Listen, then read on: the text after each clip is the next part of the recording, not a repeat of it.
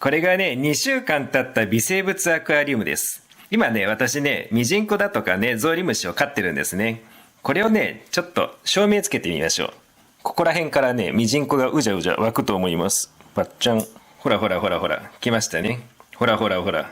一杯下から出てきましたね。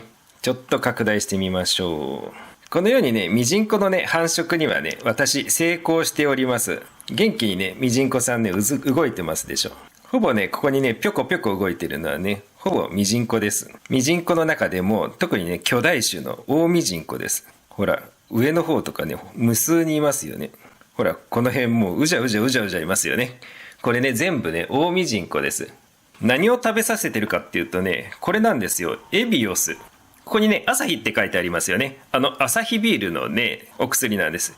これ実はね、ビール酵母がね、主原料になってまして、ミジンコとかね、ゾウリムシはビール酵母をね、好むってね、どっかでね、見ましたので、ですからね、このようにね、ミジンコを繁殖させるのにビール酵母を使ったわけです。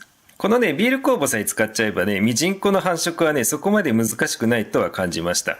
ということでね、今回はこのアクアリウムの中の生物をね、国産の高級な実体顕微鏡で見てみようという動画です。よろしくお願いします。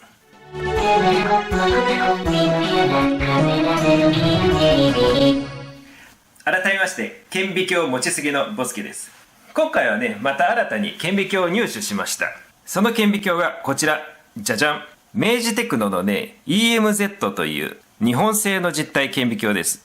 実習用の顕微鏡ではね、もうほぼ中国製のものがね、いっぱい出回ってはきているんですけれど、まだまだね、産業分野の顕微鏡ではね、日本の方がね、断然いいですよね。でね、その重要なね、日本の顕微鏡の産業分野を担っているのが、オリンパス、ニコン、明治テクノっていうね、メーカーですよね。まあその中のね、すごい機種をね、ちょっと入手することができたっていうことです。他のね、実体顕微鏡とちょっと比べてみましょう。これがね、同じ明治テクノのね、入門用の実体顕微鏡です。もう大きさがね、全然違いますよね。これもね、もちろんすごい性能がいいですよ。入門向けとしては本当に最適だと思います。で、隣にあるのがね、この間紹介したアーテックの、これはね、学校備品向けの実体顕微鏡ですね。で、その隣がね、大人でも子供でもね、趣味に使える気軽な実体顕微鏡です。これもね、アーテックのものです。小さいながらもね、とても見味はいいんですよ、これでも。ただね、これらに比べると何が言いたかったかっていうと、非常にでかいということですね。あとね、特徴的なのがここですね。ズーム式のね、顕微鏡なんですよね。入門向けのはね、ターレット式って言って、生物顕微鏡みたいに倍率をね、カチャンカチャンって切り替えるもの。これはズームですから、倍率の切り替えではなくって、見たいものが見つかったらね、これを回すだけでグググググッとね、拡大されます。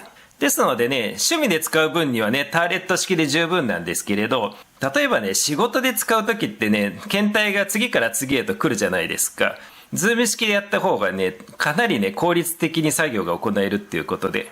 基本的にはね、趣味ではこっちがほとんどだと思うんですけれど、産業ではね、こういうようなズーム式のやつも多用されております。もちろんね、値段もね、すごい高いですよ。で、さらにね、照明もね、リング照明になってます。ここの周りからね、光を当てるので、検体にムラなくね、光を当てることができます。他のね、入門機はね、一方から当てるものばっかりでしたもんね。このリング照明も非常に魅力的ではあります。次は裏側の様子ですね。まずね、ここにね、明治テクノのロゴがありますよね。私このロゴ大好きなんですよ。かっこいいですよね。で、ヘッドがね、落ちないようにヘッド止めがありまして、でね、ここにヘッドの固定ノブがありますね。学校ではね、これをね、粗銅ネジって呼んでるみたいですが、私はね、粗銅ネジっていう使い方はあまり好きではありません。いつかそういう動画を作りましょう。裏から見た感じはこんな感じですね。機材の紹介はこの辺りにしておいて、早速ね、先ほどのアクアリウムを見てみましょう。はい。それではね、水槽から持ってきました。双眼実体顕微鏡の観察ってね、プレパラート作らなくていいところがね、本当に楽ですよね。それとあとね、ミジンコが死んじゃうんじゃないかなっていうね、心配もあまりしないで済みます。観察中もね、元気に泳いでくれますからね。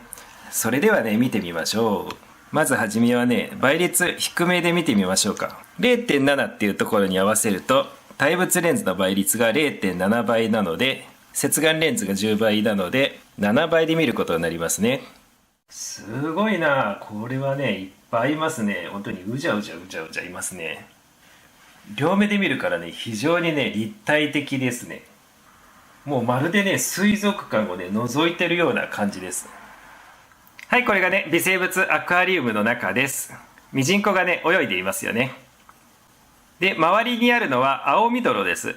アオミドロをねシャーレの中にね一緒に入れると、このようにねミジンコの行動範囲が狭まって、視野の中にねミジンコをね留めておきながら、ミジンコのね活動をねよく観察することができます。こちらにもいますね。多くのねミジンコがね卵をね持っていますね。ほとんどがねミジンコはメスなんです。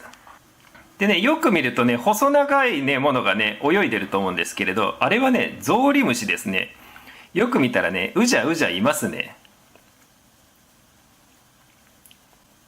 なんかね結構いい感じでね水槽の中で生態系を作ってきているような気がします。あとはねゾウリムシ以外のね種もねたくさんいますもんね。ほらこの辺いっぱいねゾウリムシいますよね。ビール酵母でねこんなに繁殖してたんですね。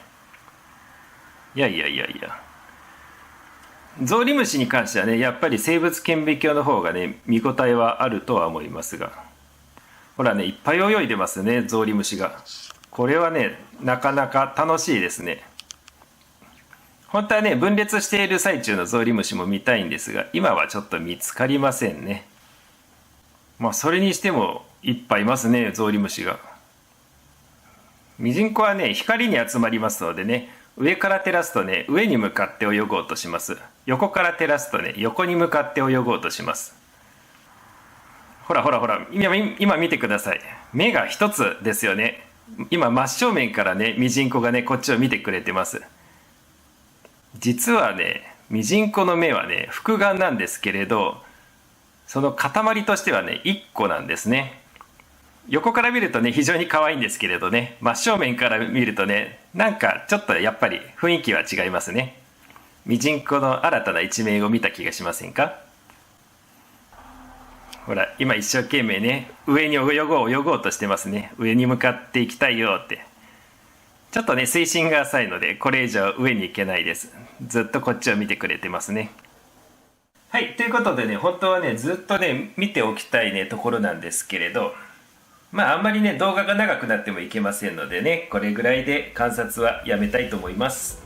はい、いかがでしたでしょうか。今回は明治テクノのね EMZ 日本製の実体顕微鏡を使ってアクアリウムをね見てみました。微生物のね泳いでいるね水の中はねとてもね魅力的なものでしたよね。でねこの顕微鏡もねまだまだね現行の機種です。ちょっとねお値段は高いんですけれど、本物のね実体顕微鏡を見てみたいっていう方はね是非ねこういったもので見てくださいね。ということでご視聴ありがとうございました。